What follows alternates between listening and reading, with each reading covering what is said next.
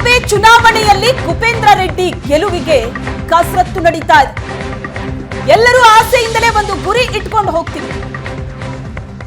ನಮ್ಮ ಆಸೆ ಈಡೇರುತ್ತಾ ಇಲ್ಲ ಅನ್ನೋದು ಫೆಬ್ರವರಿ 27ಕ್ಕೆ ಗೊತ್ತಾಗುತ್ತೆ. ವಿಧಾನಸೌಧದಲ್ಲಿ ಮಾಜಿ ಸಿಎಂ ಕುಮಾರಸ್ವಾಮಿ ಕೊಟ್ಟಂತ ಹೇಳಿಕೆ ಇದು. ಕುಪೇಂದ್ರ ರೆಡ್ಡಿ ಗೆಲುವಿಗೆ ಭರ್ಜರಿ ಕಸರತ್ತು ನಡೀತಾ ಇದೆ. ಎಲ್ಲರೂ ಆಸೆಯಿಂದಲೇ ಒಂದು ಗುರಿ ಇಟ್ಕೊಂಡು ಹೋಗ್ತೀವಿ. ಆ ಆಸೆ ಈಡೇರುತ್ತಾ ಇಲ್ವಾ ಅನ್ನೋದು ಫೆಬ್ರವರಿ 27ಕ್ಕೆ ಗೊತ್ತಾಗುತ್ತೆ ಅಂತ ವಿಧಾನಸೌಧದಲ್ಲಿ ಮಾಜಿ ಮುಖ್ಯಮಂತ್ರಿ ಕುಮಾರಸ್ವಾಮಿ ಹೇಳಿಕೆ ಕೊಟ್ಟಿದ್ದಾರೆ. ದೋಸ್ತಿ ನಾಯಕರ 2ನೇ ಅಭ್ಯರ್ಥಿ ಗೆಲುವಿಗೆ ಭರ್ಜರಿ ರಣತಂತ್ರ ನಡೀತಾ ಇದೆ. ಎಲ್ಲರೂ ಆಸೆಯಿಂದಲೇ ಒಂದು ಗುರಿ ಇಟ್ಕೊಂಡು ಹೊರಡ್ತೀವಿ. ಆ ಆಸೆ ಆಗುತ್ತೋ ಇಲ್ಲವೋ ಅಂತಕ್ಕಂಥದ್ದನ್ನು 27ನೇ ತಾರೀಕು ಸಾಯಂಕಾಲ ನೋಡೋಣ.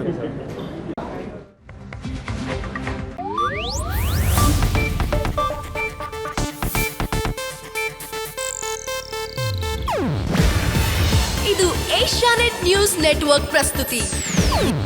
ನೀವು ನೋಡ್ತಿದ್ದೀರಾ ಏಷ್ಯಾನೆಟ್ ಸುವರ್ಣ ನ್ಯೂಸ್.